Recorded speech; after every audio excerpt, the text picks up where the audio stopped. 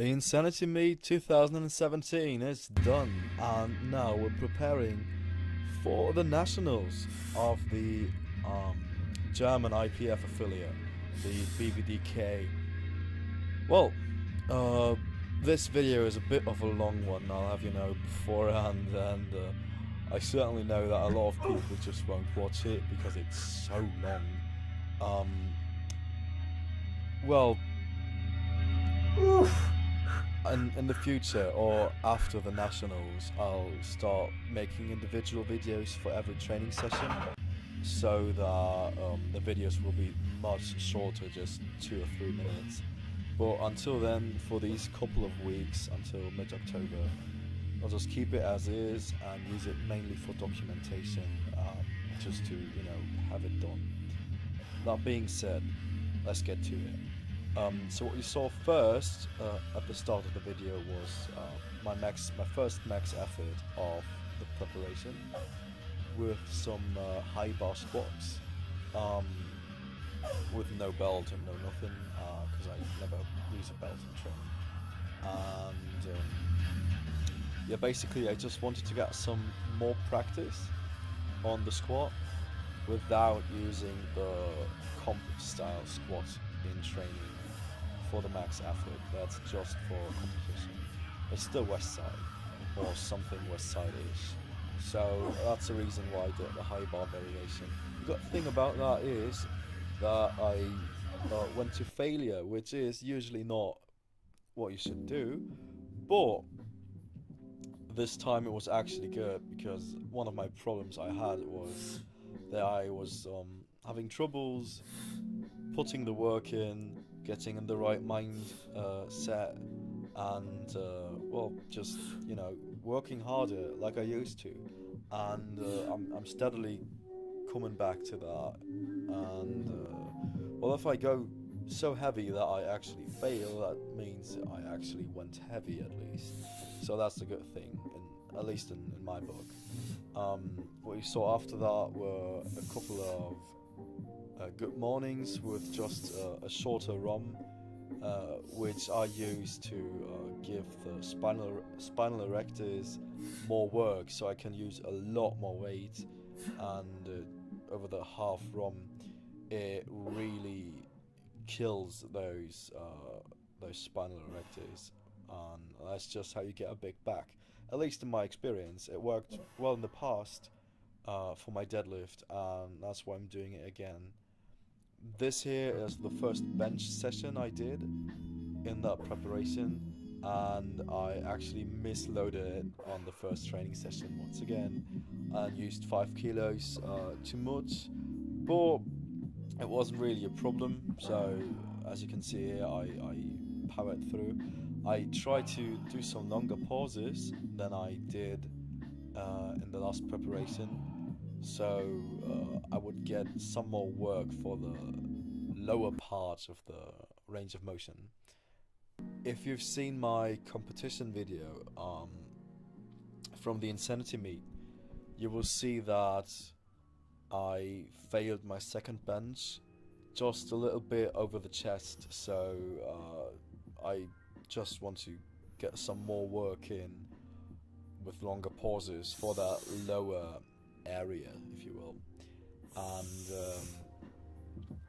that being said, I now include a lot more accessory and supplemental work. So not only am I doing the skull crushers like I did in the last prep, but I also edit overhead presses,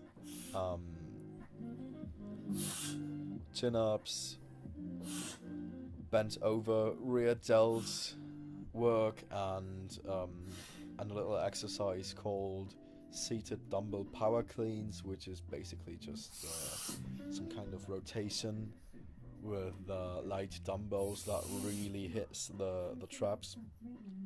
Anyway, so I have a lot more bodybuilding work basically after my working sets, and I also hit the triceps harder and with more exercises, as well the shoulders.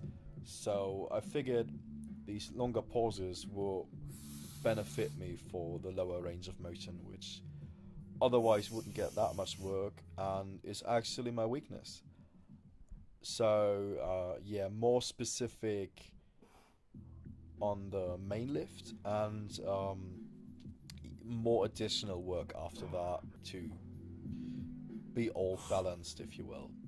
Also because I figured that yeah, I'm done being weak, and I'm done being small, and it's time to grow again, and get huge, get fucking huge.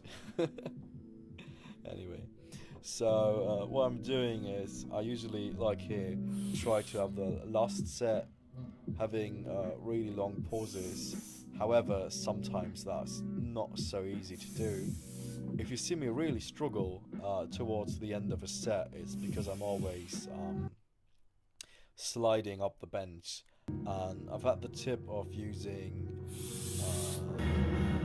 a rubber band around the bench to prevent that, which really doesn't work for me. I am using chalk, which is better than not using chalk, but I still slide.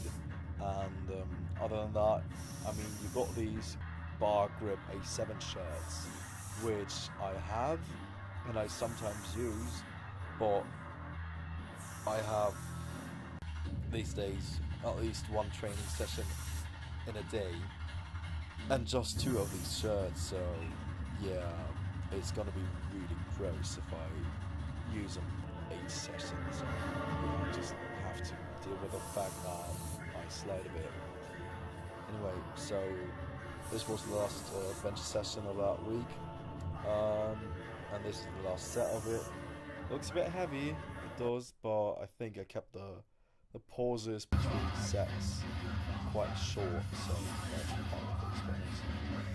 What you see here is my speed work for the lower body. Again, I'm trying to train. Well, I use a West Side methodology, at least in part, for my lower body. So, yeah, this is my dynamic effort day, which I just continued the lift that I used before the comp, because I didn't finish the 3-week weight. So right here, I'm still doing just, in this case, straight bar squats for speed. Well, the speed is alright. I mean, for the weight that is on it, this is more than 50%. It's more like 60%-ish. So it's fast for that weight, but the technique is not that good. I'm having trouble pushing my knees out all the way and preventing my reflexes from pushing them back in. And I also still have a lot of butt wing, which I need to work on.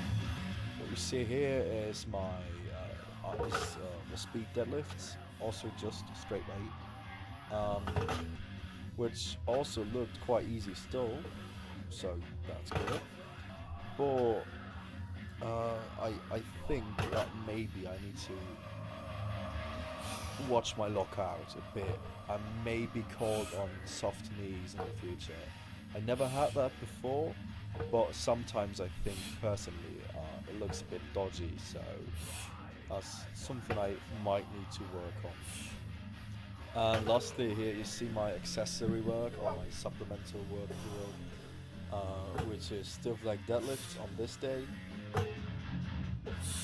Same as the good mornings, it's meant to really build up the back and make you strong again. I mean, it's the same idea I had 3 years ago before the Bamboo Man, and that's when I pulled 260. So yeah, if I can just repeat that idea and grow in the same manner, then I should be good to go.